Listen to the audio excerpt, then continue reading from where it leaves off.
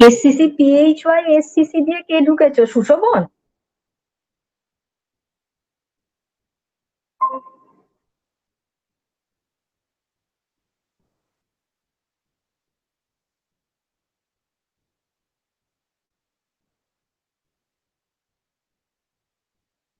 SCC পিএইচওয়াই SCC দিয়ে কে ঢুকেছো, Sushovan?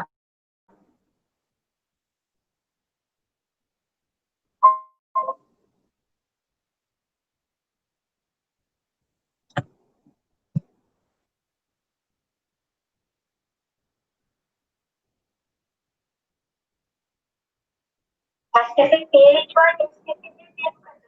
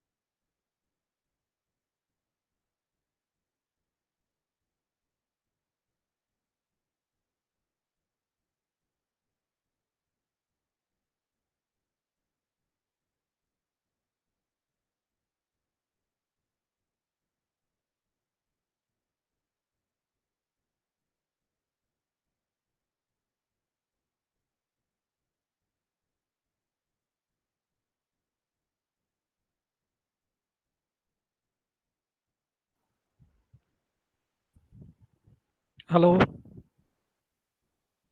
Joyita join করেছো? হ্যাঁ স্যার আছি। ঠিক, আচ্ছা। এটা প্রদীপ্তও আছে। প্রদীপ্ত ঢুকে গেছে, বাহ। প্রদীপ্ত কোনটা দিয়ে জয়েন করেছে? এই এইচওডি ফিজিক্স? না না, প্রদীপ্ত নিজেরটা দিয়ে join করেছে। ও, ঠিক আছে। প্রদীপ্ত গুড মর্নিং, কই গো তুমি?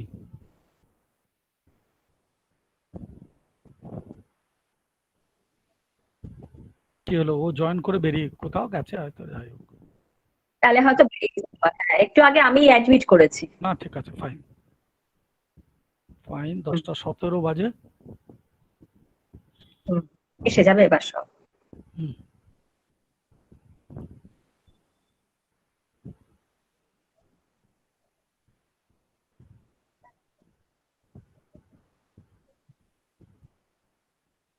ঠিক আছে। আমি তাহলে আমার সাউন্ডটা অফ করে দিই।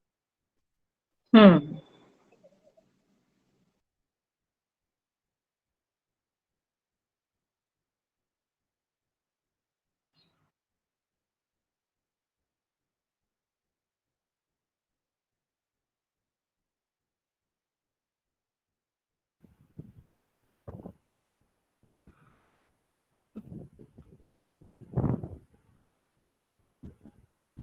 Welcome Sudeb da, good morning.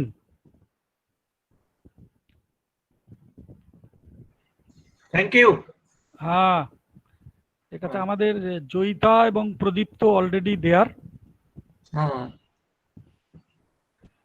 Even sir আমি আছি। ও আচ্ছা, সুশোভন বলছি। সরি আমি আছি। Sushobhan, good morning. Good morning. Professor Sen join করেছেন।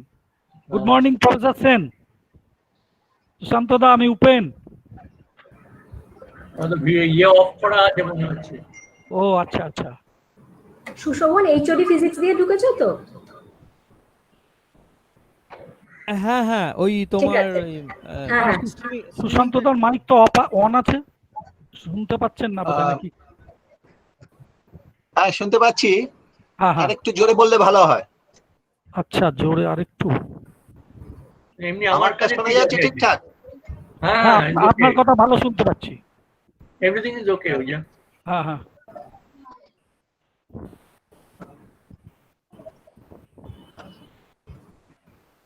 তোমরা টেস্টটা করো, আমি আসছি 2 মিনিটের মধ্যে। হ্যাঁ, শিওর শিওর শিওর।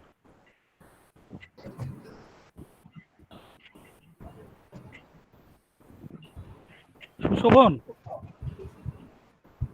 হ্যাঁ স্যার বলুন। বলছে আমার ভিডিওটা একটু অনই রাখলাম।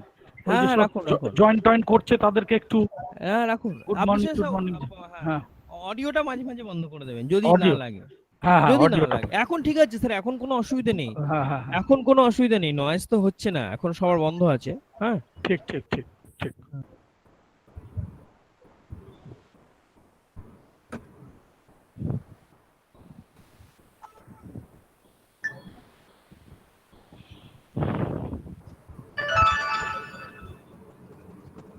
জয়িতা, স্পিকার জয়েন করে গেলে তুমি একটু ওয়েলকাম করে দিও হ্যাঁ হ্যাঁ। তুমি। আর প্রিন্সিপাল, ভাইস প্রিন্সিপাল যে কেউ যদি জয়েন করেন, হুম। করছি, হ্যাঁ মিলেমিশে করে দিলেই হবে।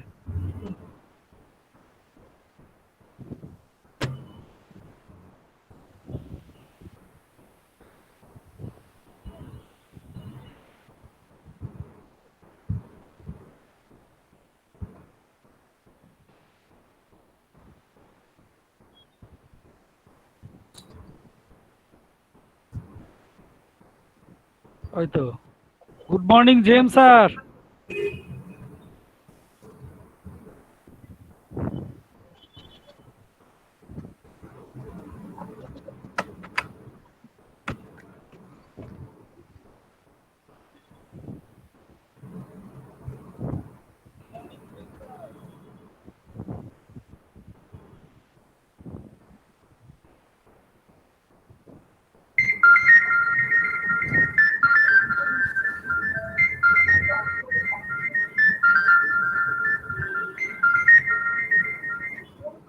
হ্যাঁ স্যার বলুন। ঠিক 10:30। আমরা সব এখন অন আছি। অনেকেই জয়েন করে গেছে।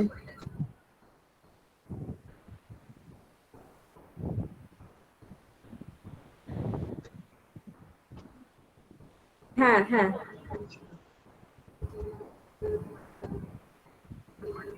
হ্যাঁ হ্যাঁ হয়ে যাওয়ার কথা।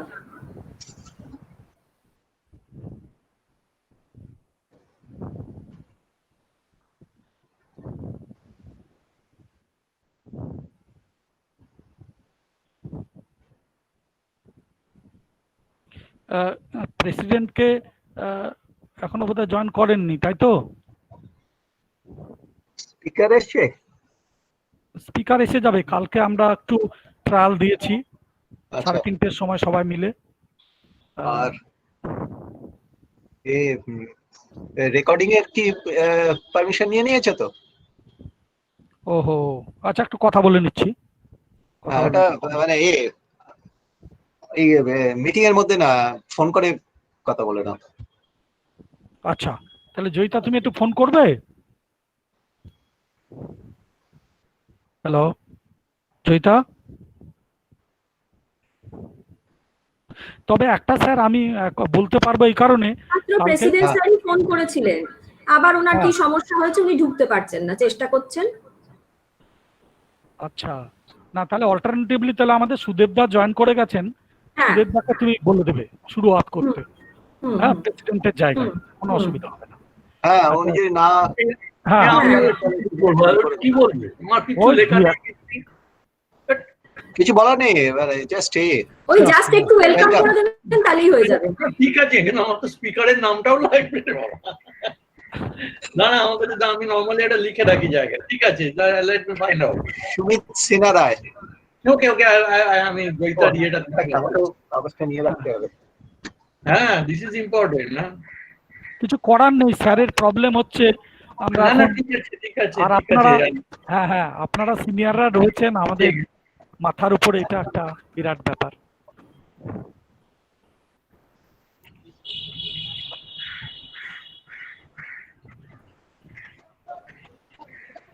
সুশান্তদা, আমি উপেন বলছি, শুনতে? হ্যালো, তোর ক্লিপবোর্ড আছে?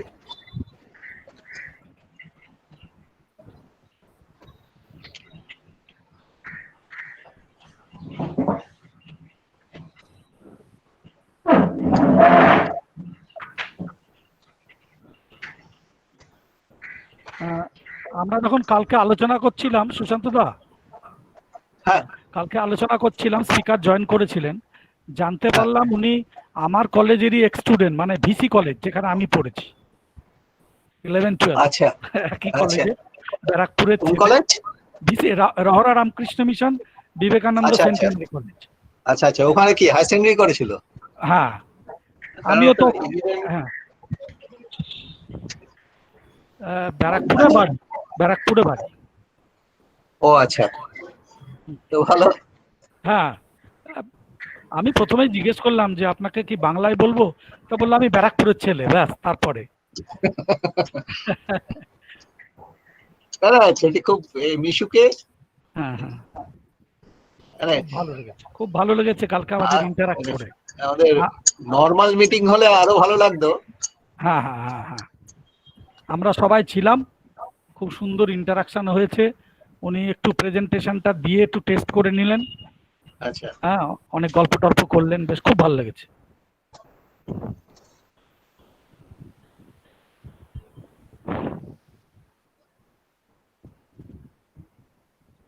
এই অনলাইনের চোটে আমার কোমরে ঘাড়ে ব্যথা হয়ে যাচ্ছে, তো অনলাইন ক্লাস শুরু হয়েছে।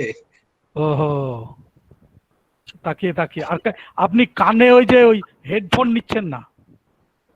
না, ওটা দিয়ে যে খুব সুবিধা হয় তা নয়। ব্যাপারটা হচ্ছে যে আমার স্ক্রিনটার দিকে, বোর্ডের দিকে তাকানো আর স্ক্রিনের দিকে তাকানো তো পশ্চারের তফাৎ হয়ে যায় না। ঠিক ঠিক ঠিক। আর এটা একদম চুপচাপ বসে বসে সামনে ঝুঁকে কাজ করা, আর বোর্ড ওয়ার্ক করার সময় একটা মুভমেন্ট থাকে, এটা স্টুডেন্টদের কাছে গেলাম, সেটা অনেক সুবিধা হয়। হ্যাঁ হ্যাঁ, কম্পিউটারে বসে। আর তারপরে যেটা প্রথম থেকে মানে এখনো সেটা হচ্ছে, জয়িতা স্পিকার জয়েন করে গেছেন। কেন বলছি, হ্যাঁ হ্যাঁ বলো।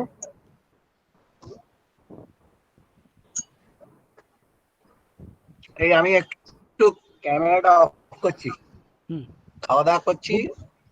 Good morning professor Sudip Sinha Roy. On করে দেবো। Good morning. Good morning. কালকে তো আপনার সঙ্গে হলো, প্রফেসর সেনও জয়েন করে গেছেন, আপনি দেখলেন বোধহয়। Yes yes. আর আমাদের এখনো 2-3 মিনিট হাতে টাইম আছে। Yes. Everything okay from your side? Seems like. So far from morning there was no hiccup.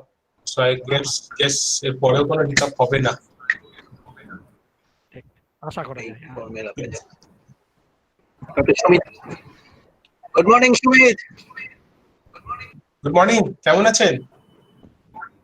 ভালোই আছি, তোমাদের খবর কি? Apart from the fact যে ক্যাম্পাসে 6টা কেস আছে, সেরকম বিশেষ কিছু নেই। ক্যাম্পাসে 6টা কেস বেরিয়ে গেছে, বাপরে। হ্যাঁ, বাট তারা অলরেডি কোয়ারেন্টাইন সেন্টারে ছিল। So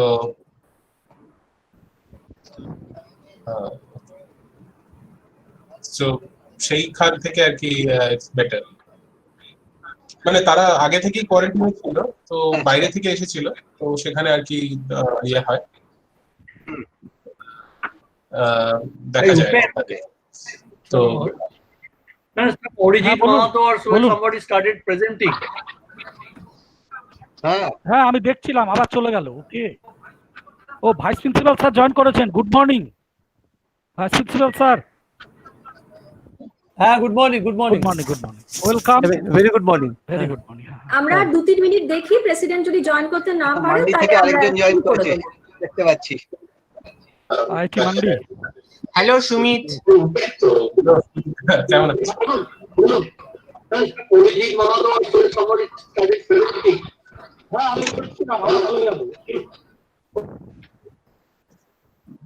good morning.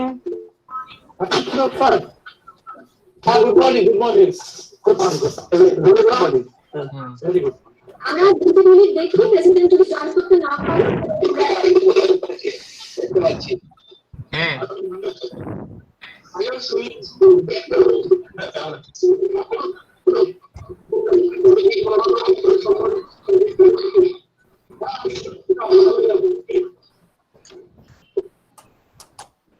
Good morning.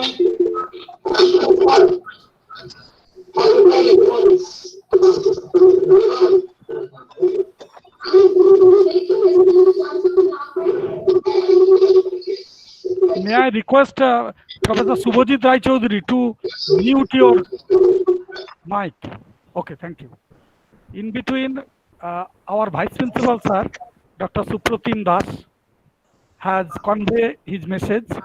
Good morning to every participant on behalf of the Scottish Church College. It is written in the chat box. So thank you, sir, for your message.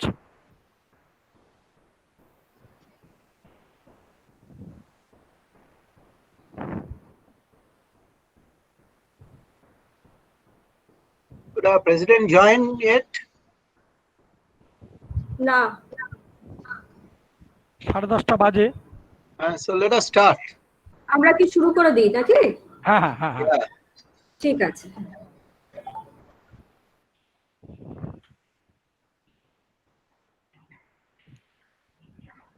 I think once the lecture starts, everybody, all of us, let us turn off our cameras also. Only the speaker stays on the camera. That will preserve the bandwidth.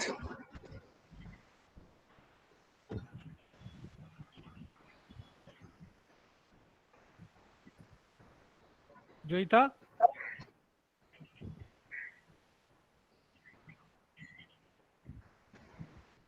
Joyita, hello. দিচ্ছি sir. হ্যাঁ, তুমি start করে দাও। হ্যাঁ,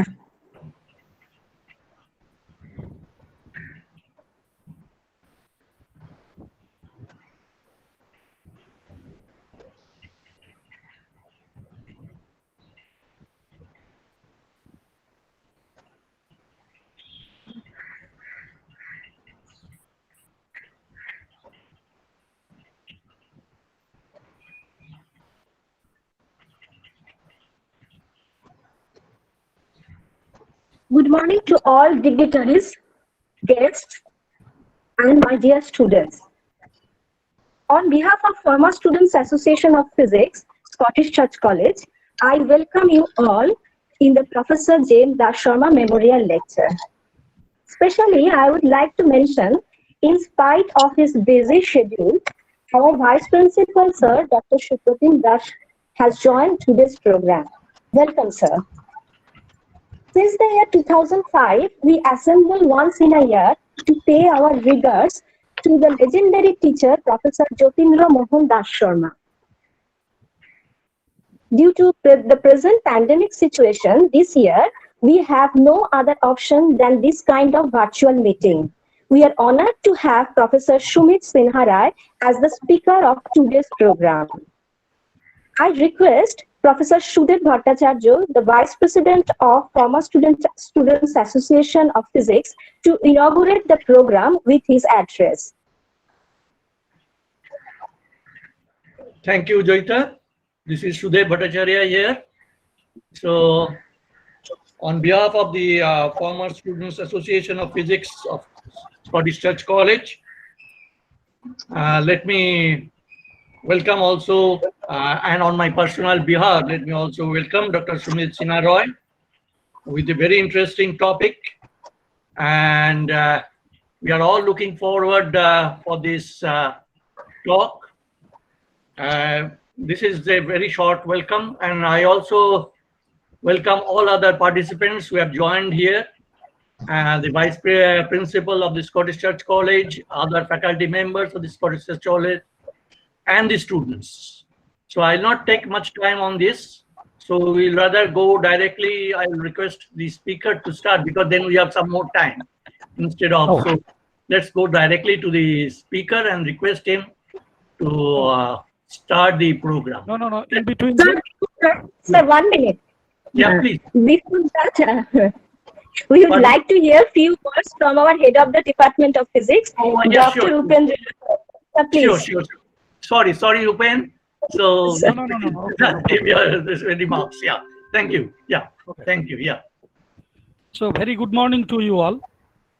Respected Principal Madam, Dr. Urpita Mukherjee of our college. Respected Vice Principal Sir, Dr. Supratim Das. The President of Physics Alumni Association, Professor Amitabh Datta. Vice President, our beloved Sudhir Da, Sushanto Da. Today's speaker, Professor Sudhir Sinha Ray. Our colleagues, ex-teachers of the department, our beloved students, and registered participants. Today, we have gathered here to celebrate 16th Professor James Dassarma Memorial Lecture. It is a prestigious event of our department. Through this event, actually, we get a scope to come in contact with so many renowned physicists of the country as well as abroad. Students also get a scope to have a very good interaction with such type of high quality scientists and get motivated themselves through these interactions to widen their knowledge. And we are trying to carry out each and every year this lecture to the memory of a legendary teacher, Professor Jyotindra Mohan Dassarma. And you know, Professor Dassarma was in the department from 1947 to 1981. As Joyita already had said, he was a legendary teacher. He wrote several books, particularly the college physics. And we know during that time, there was another book, undergraduate physics, written by Ray and Dasgupta. And it was a parallel to this, college physics, also very famous book to the physics students, past as well as honor students. Professor Dassarma was very expert, in the subject thermodynamics, a branch of physics, we know. So this is the one part, educational part of Professor Dassarma. As a human being, Professor Dassarma used to come to college wearing dhuti and Punjabi, and with a golden spectacle, and used to take the betel leaf with jarda. জর্দা পান খেতে খুব ভালোবাসতেন, ঠোঁট সবসময় লাল হয়ে থাকতো, department সেই জর্দা পানের গন্ধে মোমো করত, একটা আলাদা রকমের different type of experience during that time felt by the teachers and the students. He has admirable personality, and beyond that, during his time, since the days goes, nothing always good with every person's. During his service period, he lost his wife and daughter, and he had some inner thought, something, some beliefs which cannot be explained depending upon the scientific reasoning. I got all this information from our ex-teachers of the department. I discussed in the morning and got some facts about him. I'm trying to quote only those facts. Very often, he kept himself alone. For 1 month in each and every year, he used to go to Puri and spend there in a particular hotel. This was his inner thought. I think these type of facts helped him to increase his inner strength, which was reflected in his personal life. He has such a great personality, and we are happy enough to celebrate such lecture in the memory of such a great personality. And we are trying to carrying out this event each and every year.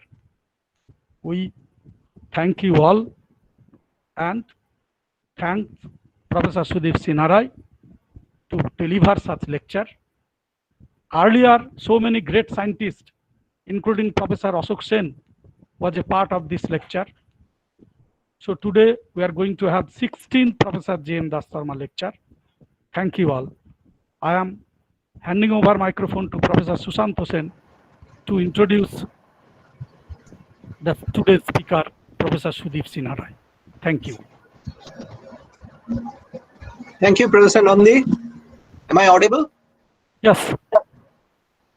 So, thanks for entrusting this pleasant task of introducing today's speaker, Dr. Sumit Sinha Ray. I'll begin by telling the episode when I got introduced to Sumit. It was in the early part of 2019.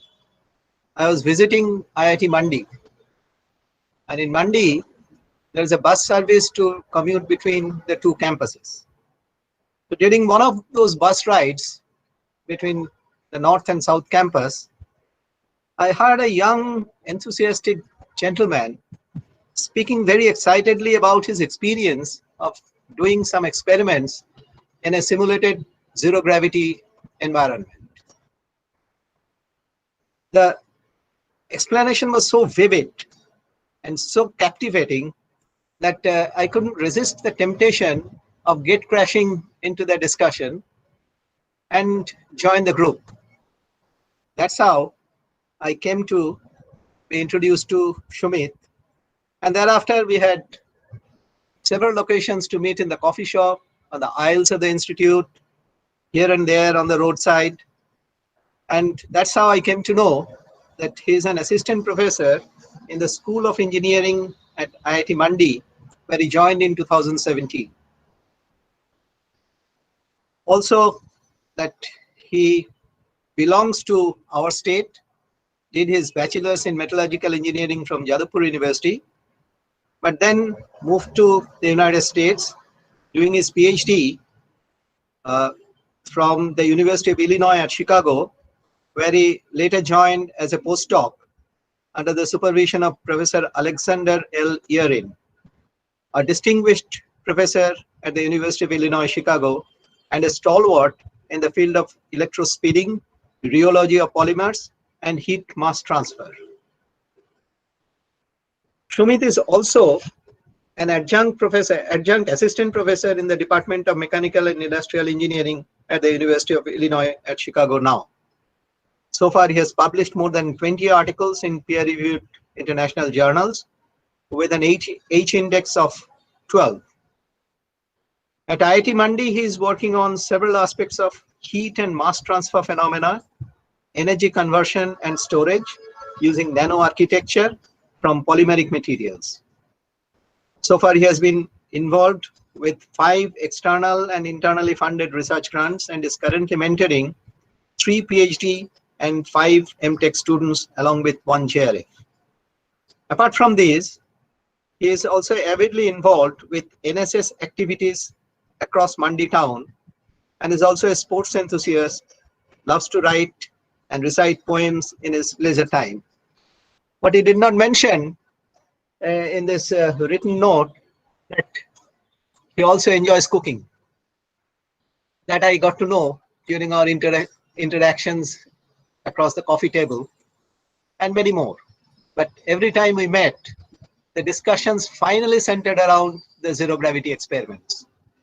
So I took that opportunity, even without consulting my colleagues at the Alumni Association, to kind of invite him to spare some time during one of his visits to Calcutta, at least a day or half a day, to come and deliver a lecture on his experience at our institute, which unfortunately so far did not materialize because of all the pandemics. But the pandemic has brought us a new dimension. It has opened up the cyberspace and the online activities.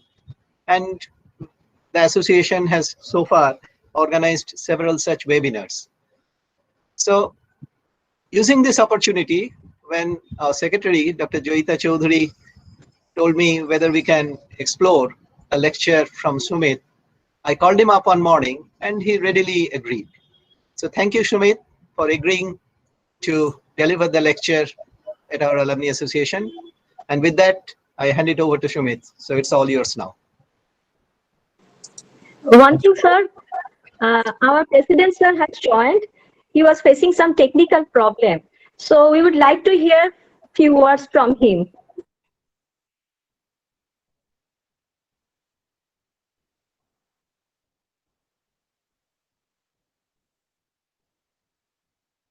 Sir, please unmute yourself.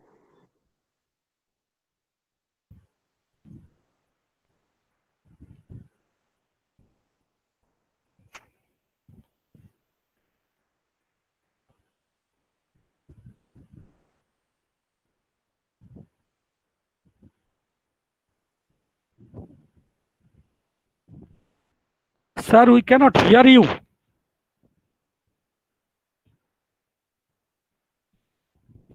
Amitabh, we cannot hear you.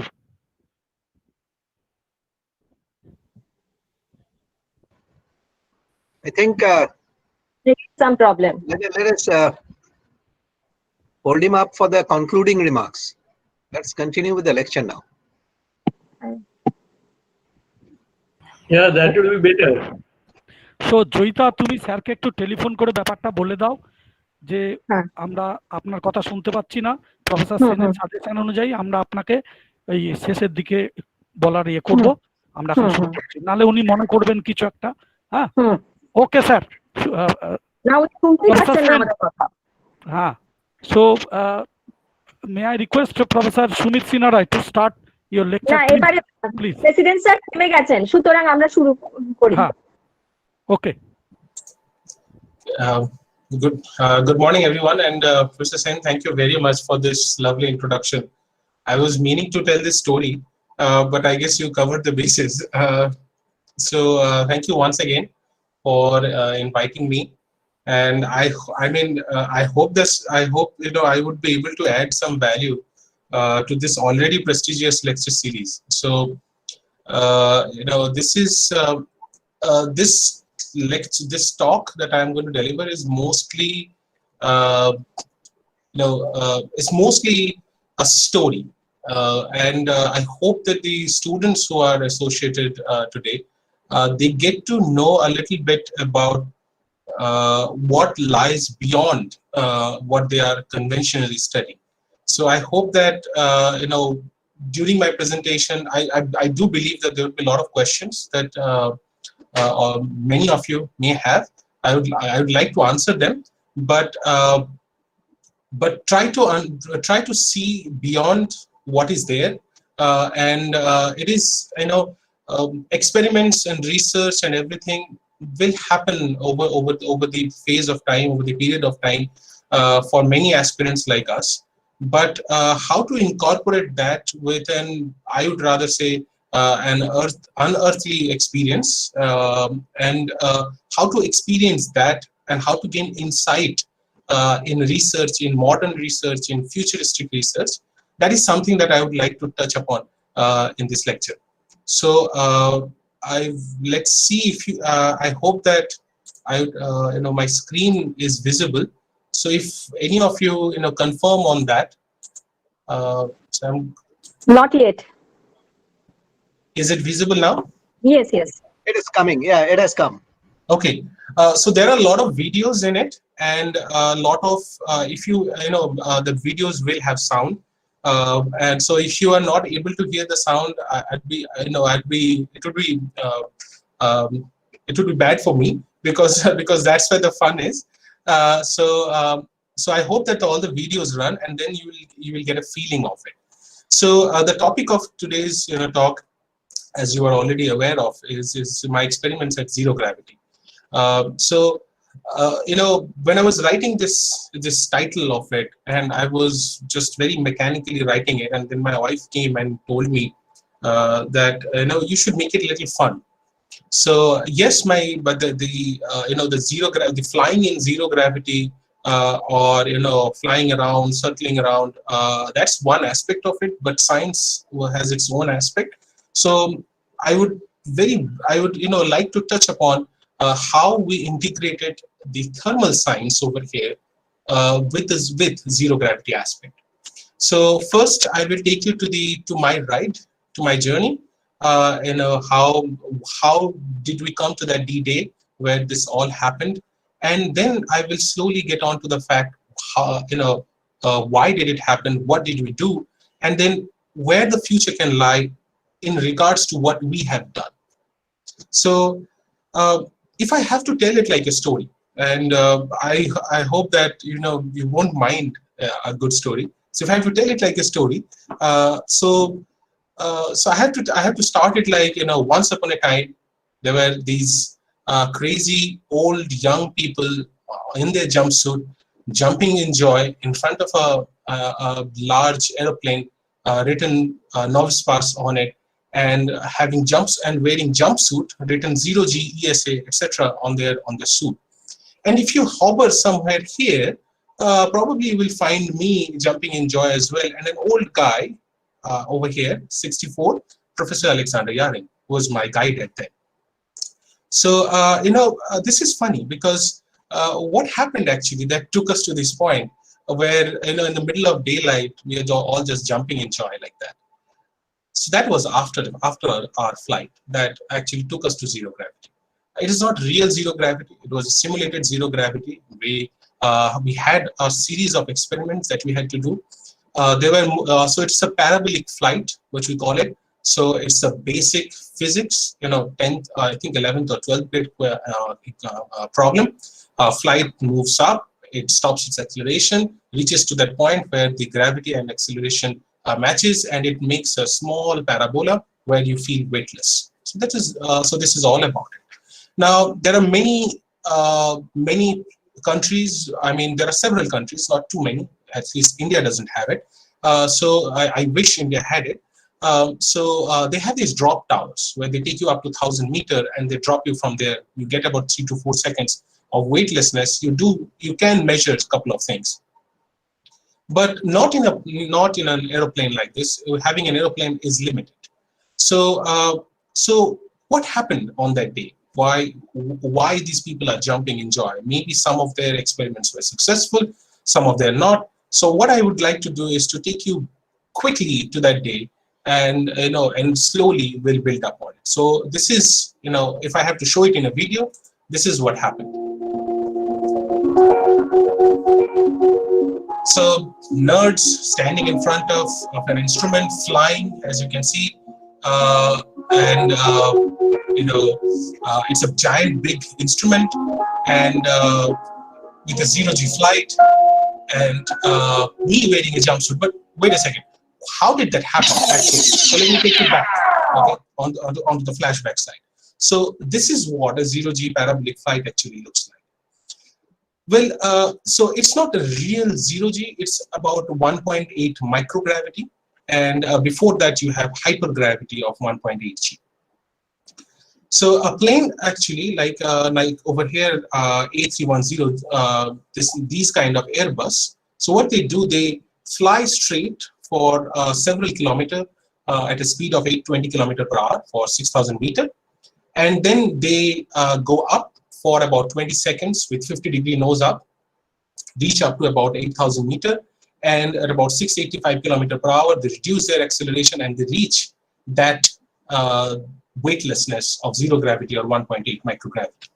And about 22 seconds, they stay like that and they come down at 1.8 gravity once again. So that means for about 20 seconds, you will feel almost double your weight. If you're standing, if you try to walk, it will be very difficult to walk. You won't be able to do a proper step, and you would feel your heart pumping really, to push blood to all the way to your brain. And then for about 22 seconds, you will feel like weightless. You will fly around, do all these different kind of things that you want to do, and then again, right away, you will be kicked into hypergravity. And then there will be a flat fly in one gravity for a few seconds. This is one parabola. And in Nova Space, along with European Space Agency, they used to run for about 31 parabolas per day. 3 days a campaign, and over a year they would run 3 campaigns. So we were a part of one of these campaigns in 2013 on 2nd, 3rd, and 4th of June. On the last day, on 4th of June, I was a part of this crew. And luckily for me, that was the day when most of the data were actually collected in our experiment. So if I have to just think about what is the physics, I'll leave it up to the students of this esteemed department to calculate from this problem which is shown in the left. Now, if I have to show you what actually feels like, in this entire parabola, I have a small video for that. So this is what is happening at the 2 gravity or 1.8 gravity. So this guy Vladimir, he's now a part of ISS.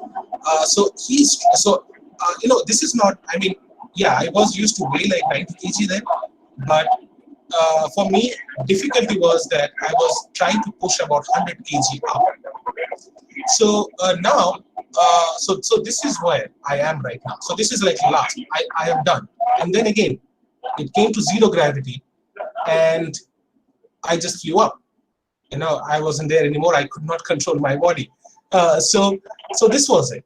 So this is how it actually felt like. Now, when you are already inside, you don't feel like doing experiments, but we were bound to do experiments. We have spent more than 100,000 euros for just these 3 days of experimentation. So we had to do some experiments. So I will come to that. The question is that why do we need these flights? Apart from funny like this, there are many. There are many Hollywood TV serials that they have done these. Particular they have availed these flights. In a lot of movies, they have availed this flight.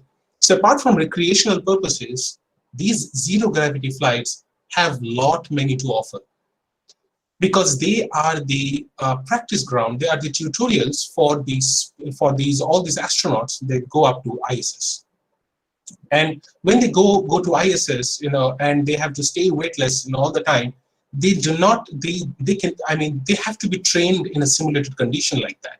One of the condition is them working inside water, in the pool of water. That is one way of doing it, just so that they can strengthen their muscle, they get the sense of time and etc. But the other thing is actually to feel weightlessness, they can either go to drop tower or they can use these flights.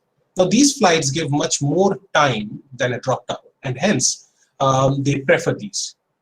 Where do we use this in the research aspects? In a lot of areas.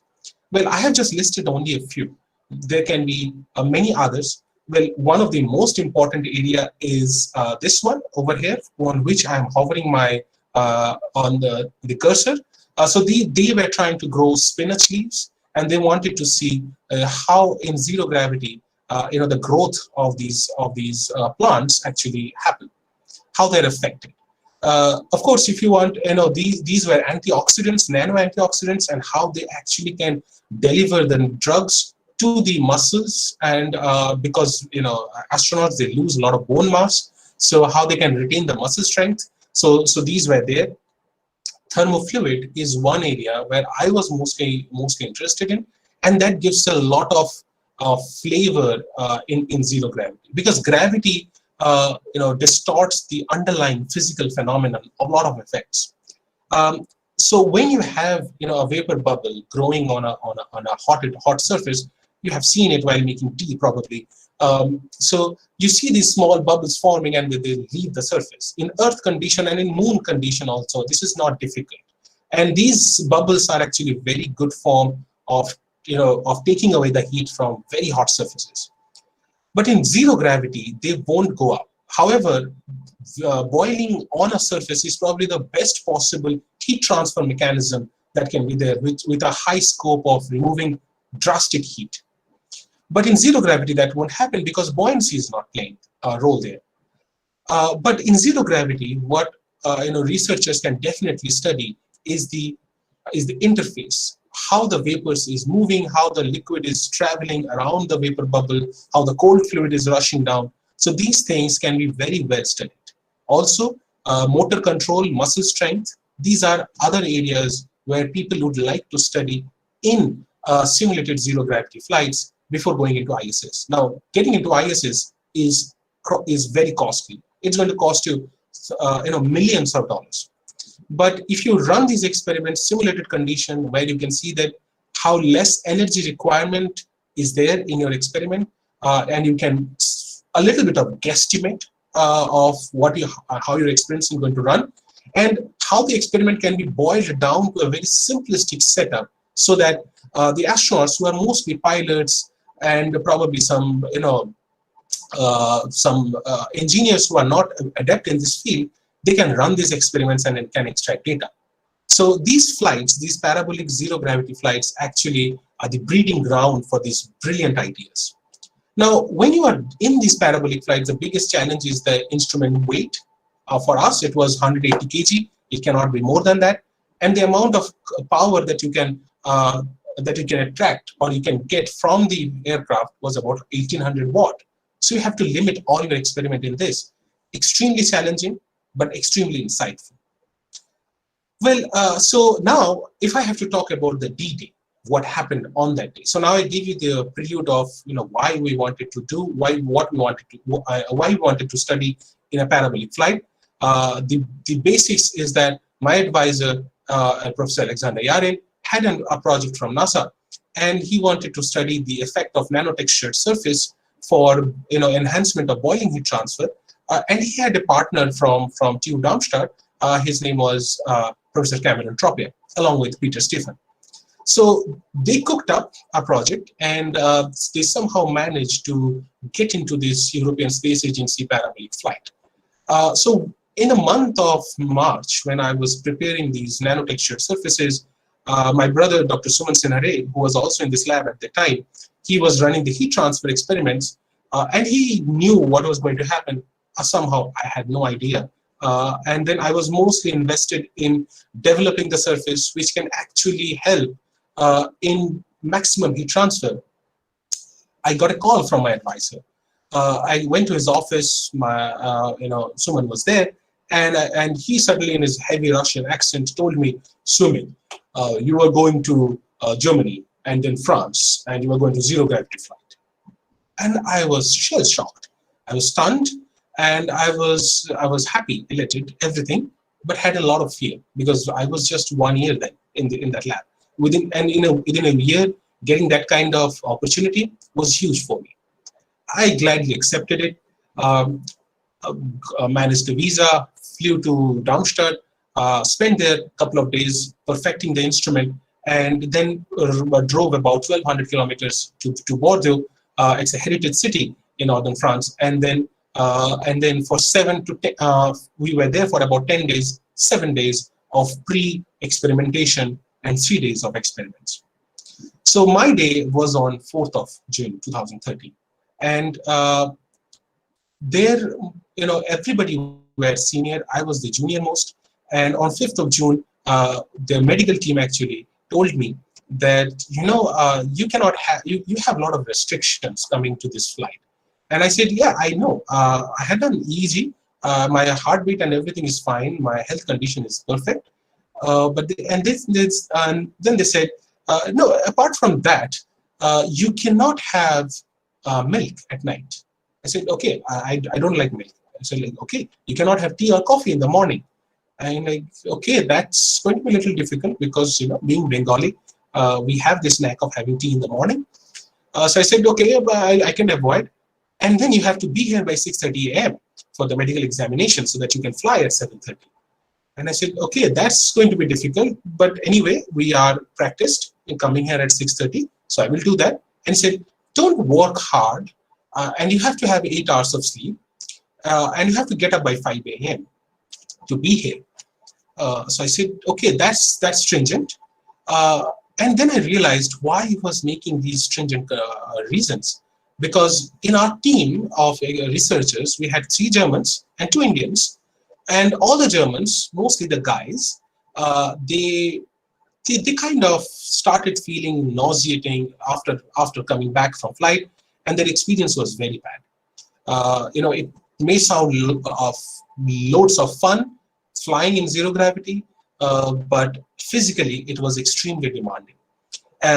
And one parabolic flight like that could drench you very well because the medications they give you that have a lot of bad effects on your body as well.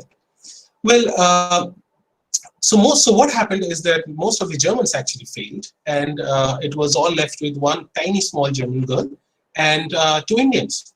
So we got ready. We went there.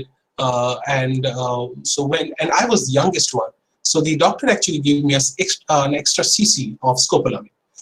Now that drug is a nasty drug because that drug can stop your bowel movement. So and it is necessary because these 0G Airbus A310, they do not have bathroom inside, and I had no idea of it. My brother did not tell me, and he was making actually fun out of me. So they do not have any bathroom inside, and so they stop the bowel movement for that. So the food which you took cannot come down, but it can always go up, and that has happened many times before. So when we were boarding into the flight at 7:30, one of the guys over there who used to assist us during the experiments, his name was Yannick, and he told me, Sumit, remember one thing: if you have to vomit, use those bags and hold on to these bags tightly. Last time somebody actually dropped this bag and it got bursted in 2 gravity, and then the vomit started flying in 0 gravity. So better you hold on to these. I said, okay, that is fine. When I got into the flight, I could realize that I was getting a little dizzy with this scopolamine, and my mouth started getting extremely dry. The reason being is that it kind of dehydrates you. So they gave me water bottles, and the only advice I got, drink it only when you feel necessary. I did not realize I drank a liter during the entire flight, and I could realize why they said, don't drink it. Well, about 9:30 a.m., the experiment started. We could not do the experiments in France airspace. We had to go to England border, and there we did the experiments. And for 3 hours, this whole thing ran for 31 parabolas. So as my job was there to record or to capture a couple of photos and videos, assist them with the compressor. So there was a large compressor inside. So assist them with the compressor because it was giving trouble. giving them the best of the best samples, assist them with taking data, sometimes running the running the entire software, and then relieve one of them. So there were 3 of us, relieve one of them if the other person is too tired. So when the experiment started, Yanni came to me and told me, you can strap your shoes and you can stand. I thought that is the best possible way because they are experienced. I did that, and I did not realize that in zero gravity, I would come out of that harness and would go up. And before I could scramble myself, I could get to certain place where I could hold on to something. 2 gravity started, and I fell down. And I fell down straight onto the experiment. And then I realized it's not going to be that easy. So for next 18-20 cycles, I somehow managed by holding a rod, which was on my left side. But while doing it, that was a very bad proposition in 2 gravity, because in 2 gravity, you could feel your blood rushing down. However, we got a lot of data. We got loads of data that we could take. In the last couple of cycles, when the experiments could not be done anymore because our compressor completely failed, I went on to, I was one of the few who could go to the cockpit and could sit with the pilot and see what they actually see during these flights. And I thought that these pilots would be very serious, but they were actually making fun of each other. Also, in a couple of times, I could go to the back and could do these, push-ups and, flying around. And of course, I would show you these videos. At about 1:30 to 2 p.m., we came back. By that time, due to over-chewing for a couple of chewing gums, my jaws were hurting badly. But then one of my friends actually, one of the German guys gave me a bucket, a French bucket. And a French baguette is those kind of breads. You can take it with a sketchy neighborhood and can beat anyone up with those breads. So it took me about an hour and a half to chew onto those baguettes and finish it. After that, it took about an hour to wrap up everything. And by 5:30, we were back at our villa in Bordeaux main area, and we partied hard. Well, we got the maximum data on that day, and this was our day. And we were really happy because out of 12 groups which were there were only 2 who could publish their data, and maximum of the data came on that day. So this was the experimental setup actually. So this large giant instrument was that. The principle was it that this is a heater which could go up to 600 degrees in 5 minutes. In 5 seconds, and we would be mounting a small sample on this heater, which is shown over here where my cursor is, and we'll be controlling its temperature.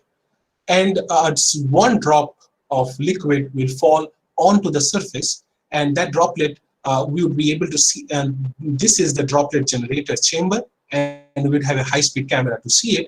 And we have a small we have a small compressor over here, and the entire circuitry is within this setup. So he's Professor Alexander Yaren, and this instrument was his brainchild. So this what happened during the experiment. So these are small videos. There were a lot of decision makings that happened during the experimentation, and there was one small funny weird thing that happened, and you may end up laughing at the end as well. So this was one incident.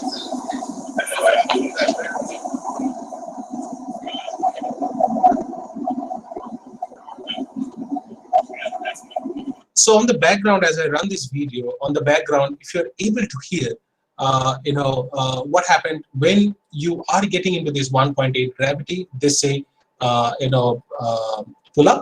So that means they are going up now, and then they will say 30, 40, and then injection. That means that goes into this zero gravity, and then they will say pull out. That means now they are pulling out from the parabolic, the zero gravity area.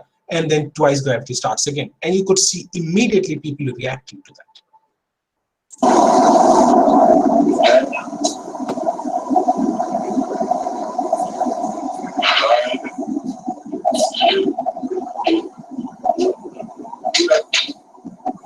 So he said, pull up.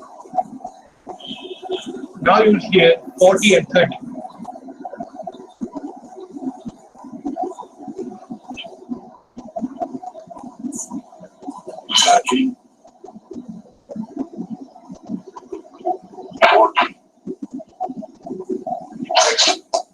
And you heard injection, and you hear this sound, hissing sound at the back. Everybody is flying right now. So now the decision making is when to turn on the compressor, when to generate that drop, at what frames we should be choosing to understand that. Now you hear in the back 30, 40, and then pull out. So this is the time actually in this video, you see me taking a video from the, from below, because I fell down and I could not get up into gravity. So I could just raise my hand a little bit and I was filming that video. So this was one of the other incidents where in one of these incidents, I actually kicked a Japanese professor at the time. So this is the compressor over here, and this is the droplet generator. So again, these decision makings and everything over there.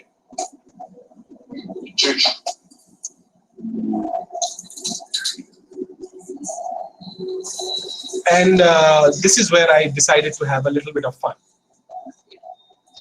So you can see this guy, just standing upside down. And I beg your pardon for this part, but these are all first for me. Well, that felt like a flying duck. Well, when we were not doing the experiment, I'll just skip a little bit to that. So this was one of the very few last cycles when we were allowed to go to the back and have a little bit of fun.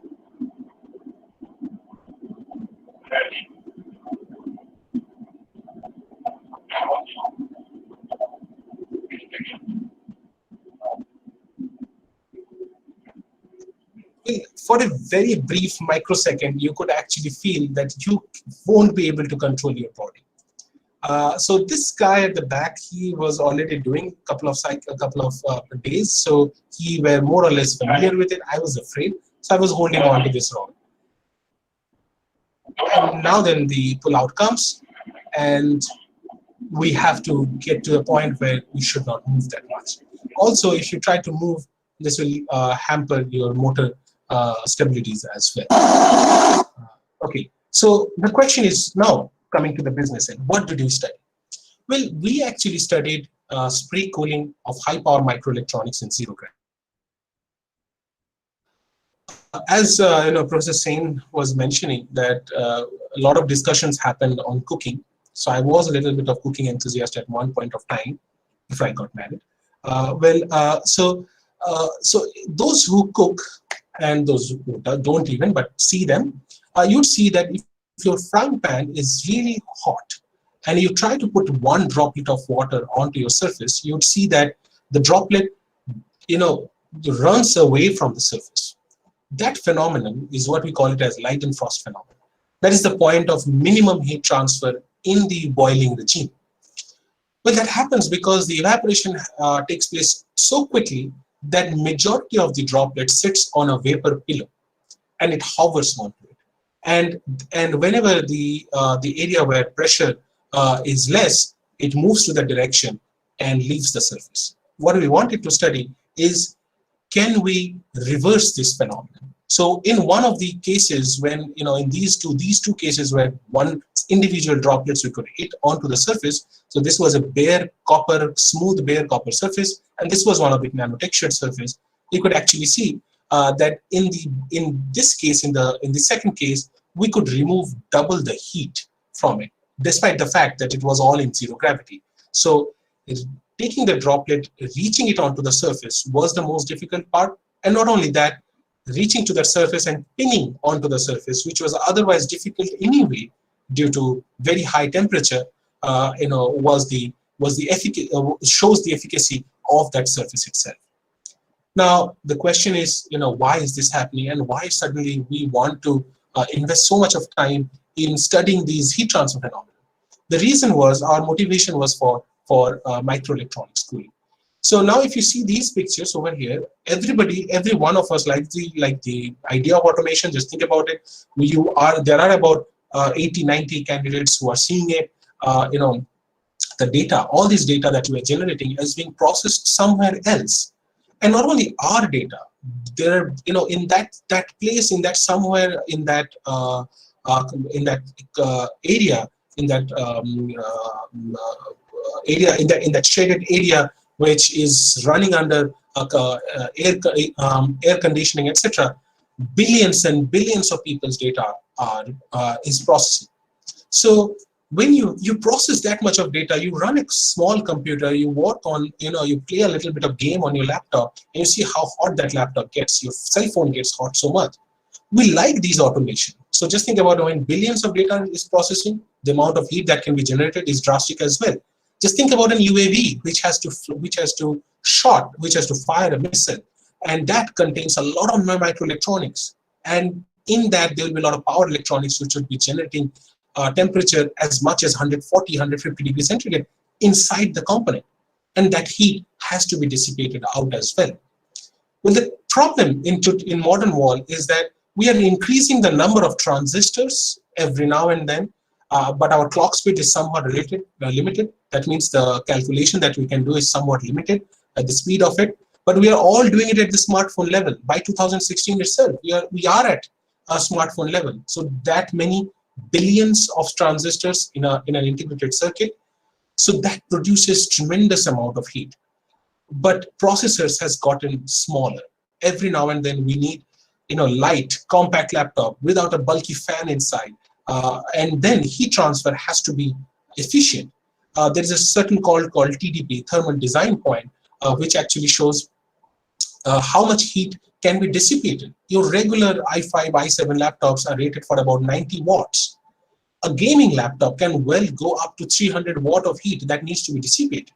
Now, with a simple fan, this amount of heat cannot be dissipated, especially given the fact that these laptops, these modern day computers, they have circuit features which are not only just 14 nanometer. These days, these are 10 and 7 nanometer, and very soon we would be getting 4 nanometer. So which means they are much more compact and producing large amount of heat, and that has huge implication on your battery. These microelectronics consume as much as 4% of the net electricity that is required in any country. So the smaller the chips, the hotter they get, just simply because of Joule's law of heating, and majority of the PDAs fail because of this thermal reason. And this is one of the reasons why people assume liquid cooling is one of the best possible cooling technique, where they just take the entire rack of the GPU, they put it inside liquid and let the liquid boil off and take the heat out. Now, however, in zero gravity, as I mentioned previously, boiling is one of the best possible techniques to take out this heat. In zero gravity, however, that does not work, because in gravity condition where these bubbles, which you can see on the bottom image, bottom left side, they can rise up. So they initiate nucleation of a vapor bubble. The bubble grows, they take out heat, and they leave the surface. But in zero gravity, they do not. However, boiling is still the most efficient heat removal technique. So in order to understand the process, there are several researchers who have spent many days working on it. One of the researchers, Paolo Di Marco, along with Peter Stephan, they experimented on a setup in Ruby at ISS after 10 years of exploration. And this is one bubble they generate on the surface, study the interface phenomenon, and then because of absence of gravity, they pull this droplet with a high electric field, and thereby they try to understand the cooling phenomenon used with boiling heat transfer. Now, so our solution in this matter was that not the entire microelectronics is hot, right? So they have the hot spot. So what if we issue a single droplet onto the surface and allow it to boil on the surface, but the most important question was to stick onto the substrate, and then just cool that area And when once one droplet evaporates, next droplet will come, or we can have a jet onto the surface. And in that sense, the net heat removal in terms of watt per centimeter square would be much higher. So in this regard, my job was to develop these kind of surfaces. Okay, so the idea was that you have this GPU, you place a copper plate onto the hot spot, and where the copper plate would be textured like this. These are what we call it as metal plated electrospun polymer nanofiber. Earlier in one of our studies, we had shown that these electrospun polymer nanofibers can reverse the light and frost effect by wicking the droplet inside the surface when the droplet is coming with a certain velocity potential and it hits the surface. So as it hits the surface, it goes inside, wicks it, and cannot come out. And once it tries to come out, it chops the bubbles as they try to come out. The question is how to easily manufacture this. One of the easier solutions of doing it is by electrospinning. If you are interested, I can explain the phenomenon of electrospinning in details. However, the basic detail over here is that there's a polymer solution that is being pumped through a needle, and this needle and one of the collector, they are being electrically connected with a very high voltage supply of about 10 kilovolt. And a polymer solution, when it comes out from the needle, it gets attracted, overcome its surface tension, and gets pulled out as a viscoelastic jet, and that jet over time solidifies and goes through several bending instabilities and it gets collected as fibers. Okay, and these dry polymer fibers are then metal plated to, so these are just age-old simple electroplating technique. The only way is to tweak the structure in such a way that it mimics a kind of thorny devil structure. So these thorny devils, are these, these are dragon, I mean, they are called dragons practically, but they are not. So these are lizards which have these spikes on their back, and these spikes actually help them to get the moisture from air, from arid atmosphere. So these spikes, they are hydrophobic in nature. They are hydrophilic in nature, and they allow nucleation happening on them. So the same structure was tried to be mimicked over here, and in normal gravity condition, when we tested at 150 degrees centigrade on bare copper surface where the droplets tend to splash, and they tend to make these different kind of bags formation on the surface in the light and frost. The nanofiber surface with metal plating actually allows wicking and enhanced heat removal. Well, so during our experiment, we had these two conditions. As you can see over here, so this is in 1.8 gravity when droplets were coming like a jet, and we had about heat removal rate of about 128. However, in zero gravity, we could remove about 190 watt per centimeter square. And you can see that this entire situation was very difficult to issue one droplet on a particular spot, and that is one of the reasons why some of the drops came at different locations as well. While studying it with a high-speed camera, we could, and you can see how this is boiling and it's not leaving the surface anymore, and it has been pinned onto it. It is not bouncing back and flying away. And in ground condition, we could remove all the way up to 600 watt per centimeter square. In zero gravity condition, we could remove about 190 watt per centimeter square, and that is one of the highest data that has been obtained for zero gravity conditions also. So this is what we did during our experiment. Now the question is, what else can be there? Okay, so there are many other things that can be studied. This is what we have been trying to do at IIT Mandi in our lab. This is one experiment, what we call it as swing boiling. So since bubble has to leave vertically for the buoyancy to take place, we had this condition where the bubble is leaving from the surface normal to it, and hence buoyancy does not play any role. This is a self-actuating motion governed by the nanotextured surface on a particular heater, which is being on and off as it gets hot and cold, and then it swings in it and it moves into the liquid, and it kind of dissolves all the bubbles that has formed, and then delay the vapor layer formation that generally happens in zero gravity. This is a similar kind of experiment. You can see the bubbles are leaving from this side, and it is moving towards the other side. Now it has switched the polarity, and it is moving in this direction with a vigorous bubbling. This bubbling was enhanced by the presence of this nanofiber texture. Now, at the same time, if I show you this video, this high-speed imaging, this is a superheated substrate where an ethanol drop was hitting, and you can see that it kind of spreads out, boils immediately, and then there is a lot of atomization that is happening, and then eventually they form a couple of these big droplets, and these droplets over here, they tend to run away from the surface, and this droplet stays as it is.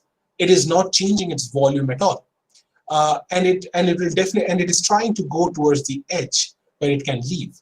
On the other hand, if we have a textured sample like this, where we mimic all this cold hot spot, and we put these texturing on it, and I'll just skip a little bit, and you see that these droplets over here, where earlier these droplets have left, these droplets over here got pinned, and they cannot leave the surface anymore. Thereby, we use the entire potential of these nanotexturing in terms of heat removal. So these portions have been boiled, and this droplet cannot leave the surface anymore. So with this, I would end this presentation. So there is no thank you, there is no conclusion slide or anything, because there is no conclusion to draw.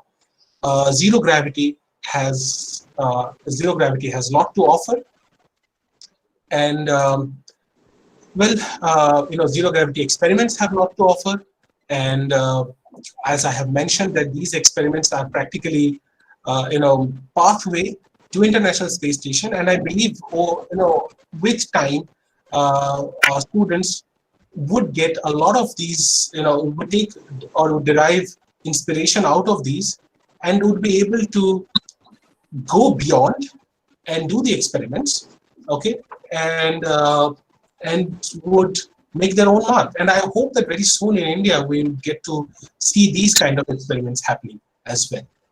With this, I would like to end, and thank you very much for listening to me. I hope the videos ran and you were able to see them.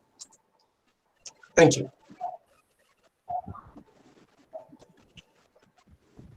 Thank you so much, Professor Sinha Ray, for this wonderful lecture.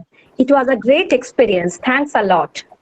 Now I request Dr. Pradipta Kumar Mondol to conduct the question answer session. Participants, please type your questions in the chat box.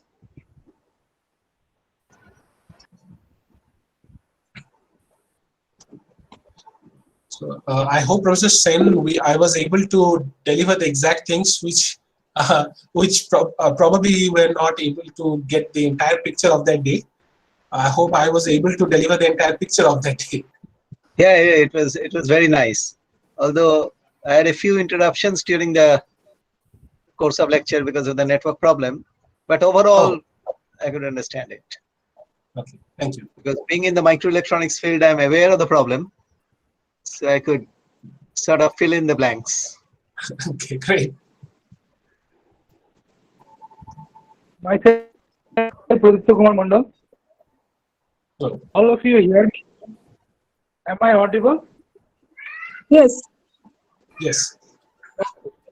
Okay. Konal Pathak asked a question that could you explain the phenomenon of swing boiling in more detail? Well, definitely I can.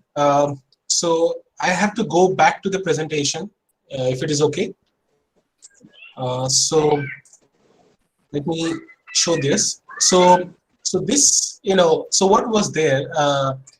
So just think about it. When the bubbles leave the surface, it happens for the cases of metal quenching, and in those cases, generally you see, or even you have probably seen, during cooking actually. So your oil is really hot, and then suddenly one spice jumps up, right?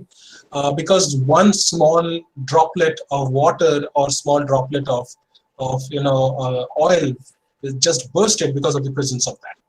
So the force with which the bubble leave the surface is actually drastic. It's quite a lot. And what we actually did, we had these two heaters, put in this dimension like that, or sandwiched together. Okay. So once we have sandwiched together, and what we did, we switched the heating polarity. So either we heated this surface or heated that surface. And once it was heated, the bubbles which were leaving the surface, they leave vertically first and then they go up in gravity. If it was like this, they would just go normally up. But if their sample is kept vertically, then the bubble will always leave normal to the surface. Now, as it leaves normal to the surface, all these thousands of bubbles that leave, they push the surface back. Now, in zero gravity, the condition is that you have to remove the bubble. So now what if the surface doesn't stay at its position, the surface tends to move back, and then automatically we end up mixing the liquid. And that is what happened when we were having boiling on this surface, the surface moved to the other side, and vice versa. So this was the underlying phenomenon for this case. So we actually got a velocity. I can very well share this paper with you. We actually realized that this has this pendulum kind of a motion, and our prediction was about several centimeters per second, which was at the same scale of the actual experiment.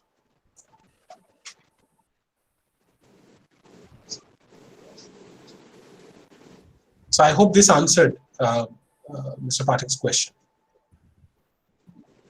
Okay. Hello. Yes. Yes. Thank you, Mr. Sinha Ray. Another question is there. Dibbo Shankar asked that what could be the efficient possible local heat removal technique to be applied in finite gravity? In finite gravity. Well, so the thing is that there is no better technique than having phase change heat transfer, right? So if suppose you have water and you are boiling it, just think about it. You can take several kilowatt per centimeter square of heat from the surface. That is the best possible technique. The problem is that you cannot have water. You can try having double distilled deionized water, but that is not possible. Still not possible because of some debris. Somewhere it will come and then it will short circuit it. So for these kind of setups, people have tried to come up with fluorinert fluids like FC72. This is old, but new fluids are like Novec 7300 or Novec 7100. These are they do not affect the ozone layer. They're more or less bio-friendly, but they have less specific heat capacity and lower evaporation heat transfer. So apart from boiling heat transfer, the other best possible technique is having this spray cooling. If you have a pool of liquid boiling, other than that, you can always go for jet impingement or spray impingement on a surface, like the exact thing which we have shown in my talk. The other way of doing it is by passive cooling. And if you just Google, you would probably find liquid cooled temperature, where they actually run water behind these highly heated microelectronic components, or these are integrated circuits. So that is one easier way of taking out heat. But with this, you are limited somewhere at the range of 100 watt per centimeter square, and you cannot really hit 1 kilowatt per centimeter square.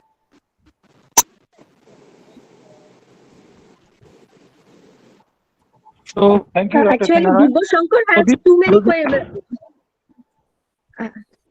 Dibbo Shankar, can you unmute yourself and ask questions? You have more questions, I think. Yes. Yeah, can you hear me? Yes. Yes. Yeah. So my other question was why the nanostructure on the surface should be like the fiber you showed. I think to imitate the lizard skin, nanorod will be better to imitate lizard skin, right? Why you are sticking to? Yeah, definitely. See, the point is that having the nano architecture with a protruding structure was the most important point, right? Now, the thing is that you would like to minimize the cost of it. And electrospinning was a very simple technique. And then, this is a user-friendly technique. And then all you have to do is to electroplate it. Electroplating is it does not take too much of too much of price. They don't put too much of price onto this aspect. Whereas you want to grow these nano architecture, nano rods, you do it by PVD or CVD or by atomic layer deposition or something like that, or MBE. These will be always costly, right? You would not like to add cost to it. Now the thing is, if you have this droplet coming at a certain velocity of say v, and then you have this wicking structure there of this nanofiber, what happens is, suppose you have a droplet of about 1 millimeter hitting hitting a pore of about 1 micron, then the velocity increases in that pore, with a ratio of 1 millimeter by 1 micron. So about 1,000 times the velocity potential, the impact potential increases, and that allows it to wick into the structure. Now, apart from the fact, what also happens is that because of these architecture, your overheating of any droplet that nucleates or grows happens. So suppose you have this surface and you have a pool of liquid on top of it. So you can have this liquid at a temperature T1 and the wall temperature is some T2. The droplet which is developing on this surface has an average temperature of T1 plus T2 by 2. But if you have this architecture which are metal plated, these architecture will also have the same temperature as T2. And then your droplet and the average temperature of the droplet will be even higher than the previous case. So this was the reason for, and if it is more higher temperature, it is easier for it to leave the surface as well. Especially this happens in the nucleating boiling heat transfer. So, so this was the reason. Now, you want to have nano pillars like standing like this. Yes, that can very well help it. But if you have to design this nano pillar in such a way that you don't end up having a lotus-like of a structure where droplet just levitates on it. It should be able to wick into it. And that's where these nanofibers were cost-friendly, inexpensive, but easier to use. I hope I was able to. Dr. Sinha Ray. Yes. Another question is there, Rupam Saha. Yes.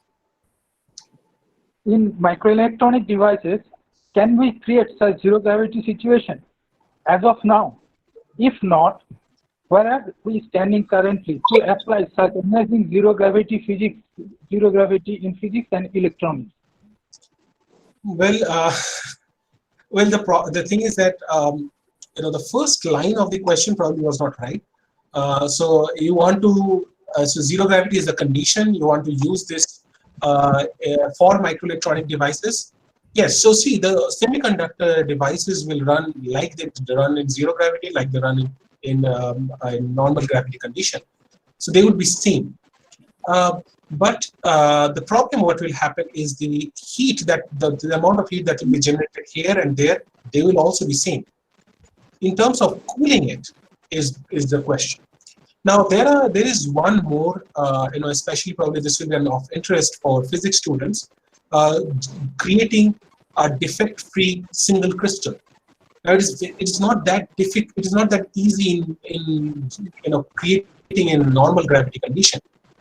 In zero gravity condition, the idea was that it would be very easy to grow onto it because there is no disturbance, there is no perturbation that is happening.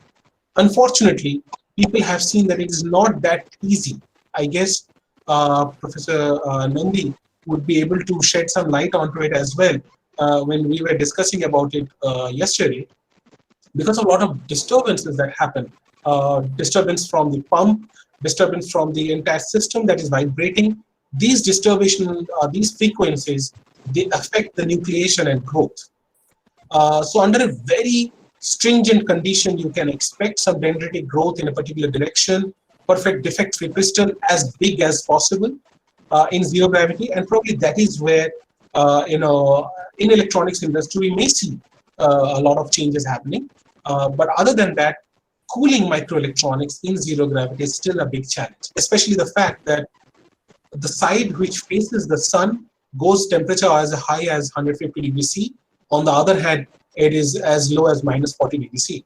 So, there is a wide temperature region. Protection of these microelectronics with a lot of these heat resistant technique is going to be the crucial part in this research. Thank you, Dr. Sinha Ray. Professor Roy, Odito, 1 minute. Professor Roy, may I ask you Yes. one question, rather maybe suggestion? Yeah. We know that in such cases, the heat flow is governed by the Reynolds number and Prandtl number. Yes. In Yes. computational fluid dynamics. Yes. So, is there any experiment which have been carried out in zero gravity environment just to study the effect of these two numbers, Reynolds number and Prandtl number? Exactly. So this is one domain I did not touch, and I would like to leave it to the imagination and the inquisitiveness to the physics students. Is what we call it as flow boiling. So where the liquid actually flows in a microelectronics in a microchannel actually. So to answer, it is the answer to the same Dr. Pradipta Kumar's question was that how to incorporate these cooling techniques. So one of the cooling technique is you say, suppose you have this microelectronic and you have a backplate which is on this side. On this side you have all the electronic chips, and on the other side you have Sorry. Okay. So on this side you have the microelectronics, all these circuits and everything, and on the back side you have the electronic. You have a heat sink. Now on this side, what you can do is you can have a small microchannel engraved over here, through which the liquid can flow. If the temperature is high enough, the liquid can actually boil. And in those cases, the effect of Reynolds number and the Prandtl number can be very well checked. Definitely, you would not like to have liquid metals inside. You would rather like to have some fluid which has sufficient enough of Cp so that the mCp dt can be used efficiently. Now, the effect of Reynolds number, you increase the Reynolds number in a microchannel, it's very difficult to get turbulence. So you won't get turbulence. But if you can get turbulence, then your heat transfer will be much more efficient. But what will happen that it will create too much of pressure on your pump, and you will have a lot of pumping pressure loss, and that will add to your already present energy requirement to run the entire system. Right. So rather you would like to have a self-sustaining, self-actuating mechanism. But however, the same group, Paolo Di Marco and Peter Stephen with Cameron Tropea, and I believe one of the professors' name I forgot, they have tried, seeing also Isam Mudawar and Suresh Garibella, they did it with NASA for flow boiling. Mm-hmm. Thank you. Yeah. Dipto. Okay. Thank you, Dr. Sinha Ray. Another question from Ramesh Raja Khan. Yes. We know that hydrophobicity is combined with atmospheric pressure. But does the zero gravity have any effect on hydrophobicity? Well, ideally, it's not going to happen that because see, the point is, if you're just talking about International Space Station, you still have a bit of gravity there. But anyway, the pressure has nothing to do with it over there. It's the cohesion force, or it's practically the polarizability effect that comes into play of the surface and the liquid and the liquid molecules. So in zero gravity, it should not play much role. However, if we want to check whether how in zero gravity hydrophilic versus hydrophobic surface can assist in generating bubbles, yes, we may see a little bit of effect there. In hydrophilic surface, these generation would be much easier than in hydrophobic surface because of the wettability issue, and that has nothing to do with zero gravity. Thank you, Dr. Sinha Ray. Another question is there. Konad Pathak asked, microdroplet optics has certain challenges because of its deviation from perfect spherical shape under normal gravity. Is it realistic as of now to expect such experiment under zero gravity? Well, yes. The point is, if we want to focus on a perfectly spherical droplet and see the interface and growth pattern or contraction pattern, etc., yes, zero gravity assists in a lot of it. But at the same time, actually, during when I was in the part of the zero gravity experiments, there was one group who was trying to create black hole. So he had this droplet, ferroelectric droplet, and they wanted to squeeze it spherically, symmetrically to one small droplet at a single point, and to see how it creates a black hole. Of course, the theory does not lead to that. There will be always some disturbances that are there even in the so-called zero gravity situation, especially if it's aimed for space stations and all these parabolic flights. The fingering effect will create a little bit of distortion because of the difference in viscosity at the surface state. So we probably would see the best possible spherical droplets in zero gravity, but not entirely sphere. That is my understanding. That is what I have seen myself as well. Thank you, Dr. Sinha Ray. There is no more question, and I am transferring my conversation to Dr. Joyita Chaudhary. Thank you, Pradipto. Now it is the time to bring the curtain down. Before that, on behalf of all the participants, a big thanks to Dr. Sinha Ray for sharing his great experience with us. Thank you so much, sir, for readily accepting our invitation. Thank you for taking us to the zero gravity environment virtually. Thank you. I'm honored, actually. Okay. Thank you to all the participants. Thanks to all the participants for registering in this program.